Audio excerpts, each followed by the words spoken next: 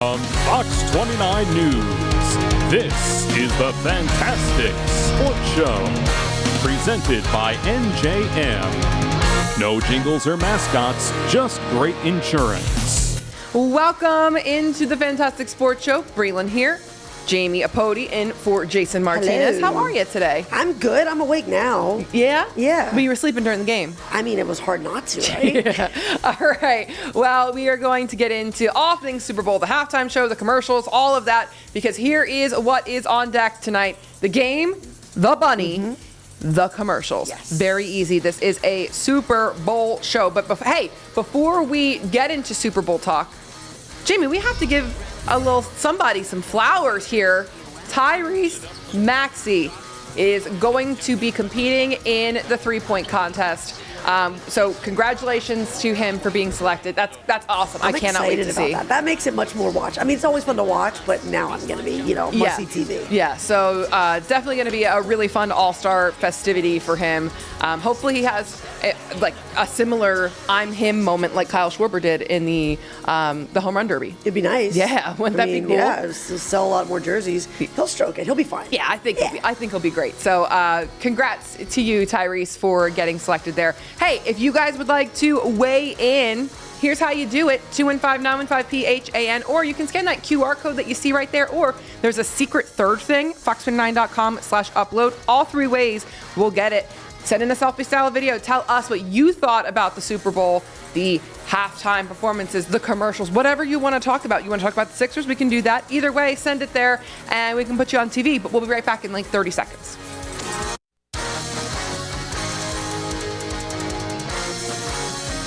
Welcome back into the Phantastic Sports Show. And Jamie, we have to talk about this Super Bowl as we get things teed up.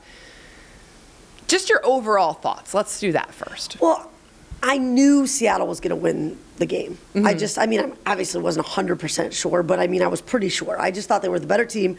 I didn't think the Patriots belonged there. I think they had a really super easy road to get to the game. Yeah, you had said that before on the show. I did. So that wasn't a surprise to me at all. I thought they were going to win big. What I didn't see coming was just all the field goals. Yeah. It just wasn't. It wasn't a sexy game. No. But there are purists in football that like a good defensive battle. I don't think anyone liked watching that. I'm going to be so honest. It was bad. It was bad, guys. But I think you hit it correct. And we've been saying that this entire time.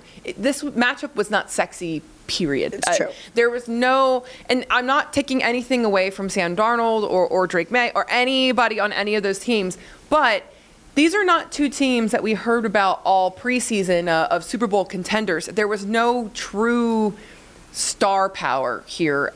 There were no, Sam Darnold is a great storyline, but you know what I mean? There was no oomph behind a lot of this, and it kind of felt very random from jump, Yeah, I think Seattle and Denver would have been a lot better. Yeah. But then that, happened with Knicks, and that didn't happen. Yeah. Drake May's a young quarterback, and he looked like a young quarterback in the game. I do think Sam Darnold's an amazing story. I think I do too. He's proof that you never give up. He's proof that you silence the noise. He's a guy, I think and that the Jets are a crummy organization. And that the Jets are, what are they thinking today? Here they are. He's a Super Bowl champion, regardless. Yeah, absolutely. And you know what? He has looked phenomenally good since he's left. Great season last year, and obviously great season this year, Super Bowl champ. You couldn't ask for a better comeback story. You got to be kicking yourself if you're in the Jets organization. Oh, 1,000%. I think any time an organization loses a player that goes on to win a championship, you kick yourself. Yeah. But yeah, especially when the Jets mess up a lot. Yeah. They're prone to mess up. Yeah. So. Jets gonna Jets. All right. Let's go to the fan cam. The game went about the way I expected. I thought Seattle would win pretty handily, but I thought the Patriots would be in the game a little bit more, and then they would pull away at the end. But contrary to what Chris Collinsworth says, the BTA that we put on the Chiefs last year was much more dominant than this performance. By the way, congratulations and happy anniversary, Philadelphia, because today is the one-year anniversary of Super Bowl 59. That was much more exciting, not to be biased. But it was exciting because we won it. Yeah. But it also wasn't a great game. Yeah, it wasn't close. Yeah, no, but it still was fun, and I felt was more like fun. we saw a lot of Offense. crazy plays. But And even yeah. Cooper DeJean's pick six was like, oh my gosh, there was really none Nothing. of that going on. They had the pick six, right? Yeah. Fumble. Yeah. Yeah. It was. Yeah. So I think They had we're the gonna. pick six, I think we're yeah. gonna see it right here. But you're right. No, that's a sack. But either way, it just wasn't. I don't know. I didn't really think it had the oomph behind it. Like I said, it was what it was. And Drake May, I think you were right. You said that they had the third easiest schedule in the league or something. It was such an easy road, and he's going to be a good player, but he did things that Seattle adjusted, and they put a wrinkle into their defense, and he was like a deer in the headlights and couldn't adjust to it because he's a young quarterback. Yeah. And I think they got there earlier than they were expected to. Like I think they're going to be good for a few years, Yeah. but I don't think this was their year, and I think just the path and the road it took. Do you want to know something really fun that I saw circulating on Twitter? There are people always say, oh, they'll be back. They'll be back. No worries. That's actually a lot harder to do than people make it seem. And no, you actually probably will not be back. So the stat that's floating around is that only 4 quarterbacks ever in the history of the league lost their first Super Bowl and then went on to win one later in their career. Jalen Hurts is the only quarterback in the last 20 Super Bowls to even make it back to the Super Bowl. How crazy is that? It is nuts. And I've known about that. Put some respect on QB1. No, it's hard. It's hard to repeat in any sport. I think football is the hardest. Yeah. And I think, and I've said this, even covering a Super Bowl as a media member, Yeah. it takes so much out of you. Yeah. Which is crazy. I'm not comparing media people to NFL athletes, but it takes so much out of you that it almost takes a year to recover from covering a Super Bowl. Yeah. So imagine how long it takes to recover from playing in a Super Bowl and Yeah. having to play that much longer. So I see why teams don't get back. Absolutely. And obviously you have the other things of like injury and schedule and everything kind of has to break the right way. It's not just your talent level. It's also, there is an element of luck involved too, because you have to make, hope that no one is injured terribly and your roster isn't depleted and, the schedule breaks in a favorable way You don't for lose you. all your coordinators. Right. All that sort of stuff. Absolutely. By the way, I knew that the Patriots were going to lose when this bozo walked in looking like this. Mac Hollins. What's going on? He's weird. Wait, was he that weird when he was here? Because I remember I covered him. Yeah. I don't remember him being that level weird. So I obviously was not here when he was here, and but I don't remember him being this level of weirdo. In Buffalo, though, I know that he didn't wear shoes, and it's like, it's Buffalo, and It's you're cold not there. wearing shoes walking around. But to come in shackled like that, what a bozo thing. I don't know if he was trying to be like Hannibal Lecter or what with the mask. I don't know, but I'm like, he had one heck of a catch. this is lame. You guys are losing. Seahawks by $1 billion. Yeah, I didn't. Was there ever a reason? Did that ever come out? What I that don't was? think so. It had to be a metaphor for something. He's right? weird though. He does that all the time. Didn't he wear the animal skin stuff too? Yes. Yes. See, he's just I don't know. He gives me the heebies, but that's what I knew. And also, Cardi B and Stephon Diggs broke up at halftime, so that rips too. That was more. These things were more exciting than the actual product on the field. I heard about that, and that just seems weird to me. Like, what happened? Apparently, he brought another one of his baby moms because he's got 6 of them. He brought another one of his baby I don't blame mamas her. to the game, Go, according to Twitter. Cardi, good I for don't you. know. It's a hot mess. You know what wasn't a hot mess? Bad Bunny. And we're going to talk about it in just a little bit. But if you guys would like to weigh in, there's your number. You know what to do.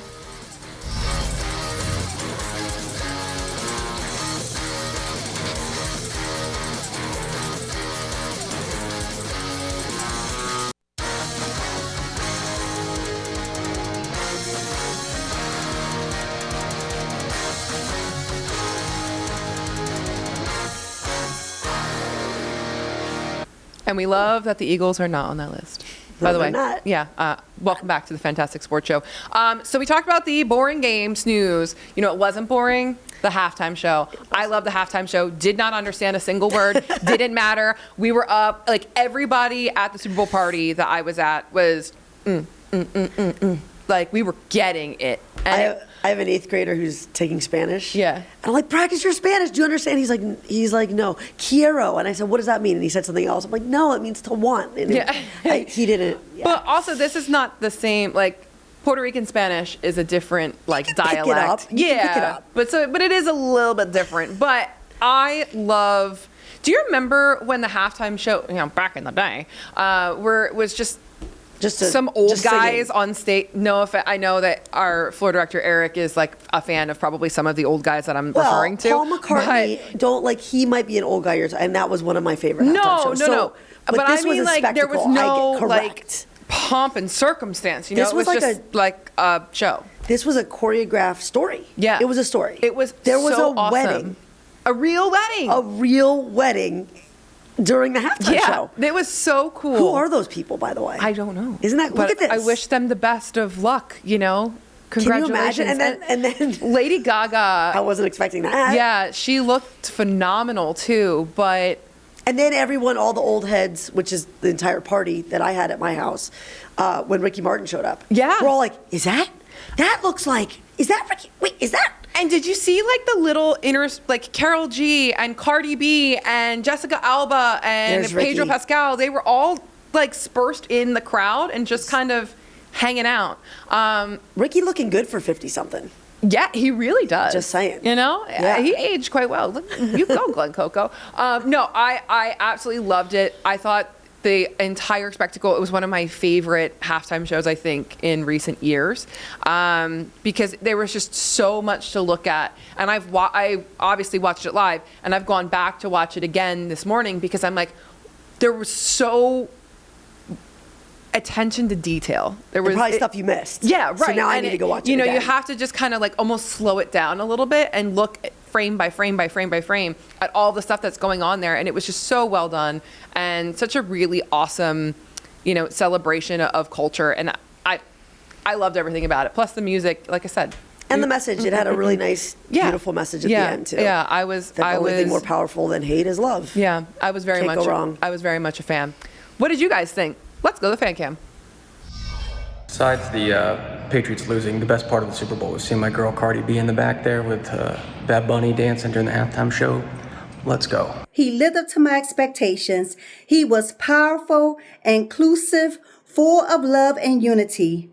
Bad boy, shared his platform, told his story, and made it bigger than himself, and that's what made it special. Yeah, I absolutely agree. By the way, John, I agree with you on Cardi B. I wish they would have done, because on her first album, Invasion of Privacy, they have a song together called I Like It. And I love that. I was hoping maybe that she would pop up. But I'm not going to complain that we got Gaga and Ricky Martin. Like, that's fine. No, you shouldn't. I just thought, she was there.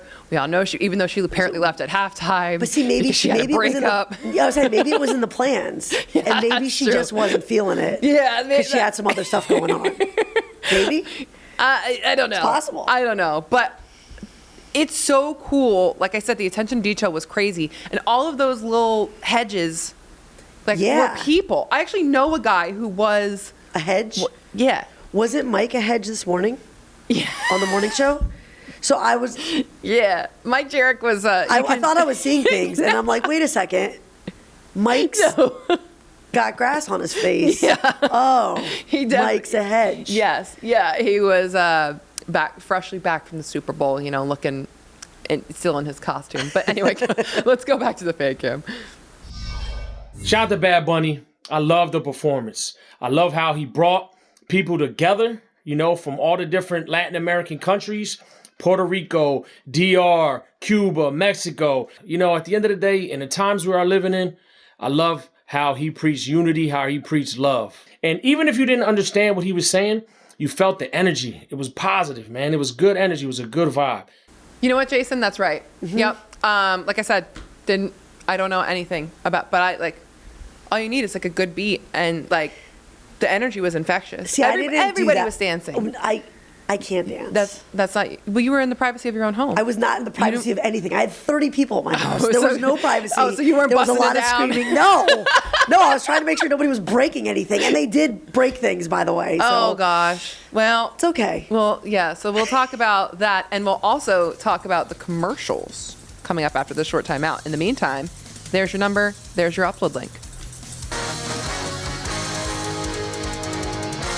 Okay, so shout out to Bliss with a Twist. First of all, thank you for watching. Second of all, they sent me a DM during break and said, hey, Braylon, the couple at halftime previously invited Bad Bunny to their wedding. He declined, but he turned around and invited them to get married during his halftime performance, and he even signed their marriage certificate as a witness. So that is so cool. First of all, really thank you cool. for giving me that information in live time. I appreciate that. But also, that is the awesome. coolest thing. I had no idea. What a great idea. So that's even better. All right. I love that. We're going down the stretch here, and there's one final order of business to talk about, and that is, of course, the commercials. Jamie, did you have a favorite? I had a couple favorites. I did. I liked a bunch of them, but Yeah. my favorite was Goodwill Duncan. Oh? It was my favorite. Oh. Take a listen. Yeah. Before the movie, a much better version of Good Will Hunting was made as a sitcom with a real genius in the lead and some other actors. Hey, Will, did you arrange the Munchkins in the Fibonacci sequence? I got a genius working for me. He's such a genius, then why'd he put ice in his coffee, huh? Come on, Chucky, I'm just Will Hunting. I'm not a genius. I will marry the first man that can help me with the Fibonacci sequence. How you doing? Smooth.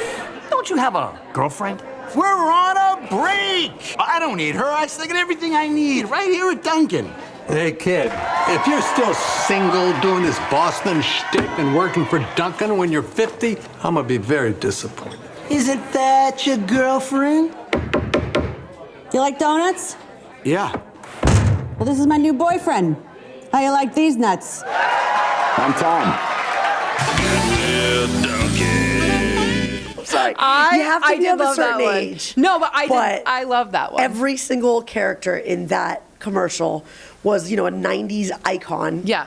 And it cracked me up. Urkel was looking a little too smooth, though. I went to college I guess with that's Urkel. Stefan. What? Yes, with Chase Utley, Freddie Mitchell, and Steve Urkel, and Sean Astin. But anyway, and Carrie Strug. How did this and never come up and before? Blossom, and Winnie Cooper. But anyway, this is all true. But Steve Urkel was an amazing basketball player. What? Yes, so he would hoop it up with Baron Davis and all the UCLA basketball players, and I would sit in there and watch them. This I'm is sorry, we're getting insane. off topic. No. Go ahead. This is insane. Wait, we got to put a pin in this because I need to hear about We'll come this back later. to it. Yeah. So my favorite was the Benson Boone, the Instacart commercial. Okay. The two beds. Let's take a look at that. Instacart lets you choose your bananas. Get them just how you like. Instacart lets you choose your bananas. From green to extra ripe. Use the app to control your bananas. What a time to be alive. I just don't believe what a time to be alive. Sweet, get it. No, we got it. Like, it was just so good. Also, like, the Benson Boone backflip thing is an internet meme. So, like, everyone kind of roasts him about it, and the fact that he was able to make it into a hilarious commercial. Chef's kiss. And Ben Stiller survived. Yeah. And it was for bananas. So Yeah. that It was was that just made like, it it was just very random, and it just cracked me Well, up. I also like that kind of commercial, like Yeah. the tight end commercial. Oh, yeah. that Loved one the was tight end good. commercial, especially because it had all these amazing, every Yeah, there famous you go. tight end to ever play in the NFL. Yeah. And you're like, what is this going to be for? And then it was for a prostate cancer Yeah. checker. Yeah. So I love the commercials that you don't know what they're for. Yeah, me too. Like, I wouldn't have guessed Instacart there. Right, but it catches your attention, and you're like, what? This was so, I mean. This one was a look really at good Tony one. Gonzalez. I with the know. and you're like, what's this going to be about? And then, yeah. That one was really, really good. I liked that a lot. And Gronk was, and then Gronk is Gronk. And there was the payoff. Yeah, absolutely. No, I really. I didn't know we were going to get to that part. Yeah, it was a good one. I also really liked the the Backstreet Boys karaoke. Ooh, that was good. That one. Okay, so we didn't know what this was for either. And immediately, everybody that I was with, we are all 90s kids, locked in and started singing along to it. And it was like, it immediately is eye-catching, and you look, like we all 30 of us, whatever, just in. Yes, Backstreet Boys. And the Backstreet Boys are back. They were also in the T-Mobile commercial. Yeah. They were all over the place. Yeah. I felt like this, sometimes we've had weak commercial years. This one was a good one. And I think there was a lot of 90s, right? The Jurassic Park one was 90s. Yeah. Are the 90s bad? I mean, did they ever go away? That's true. Come back stronger than a 90s trend. All right, we will be right back after this short timeout.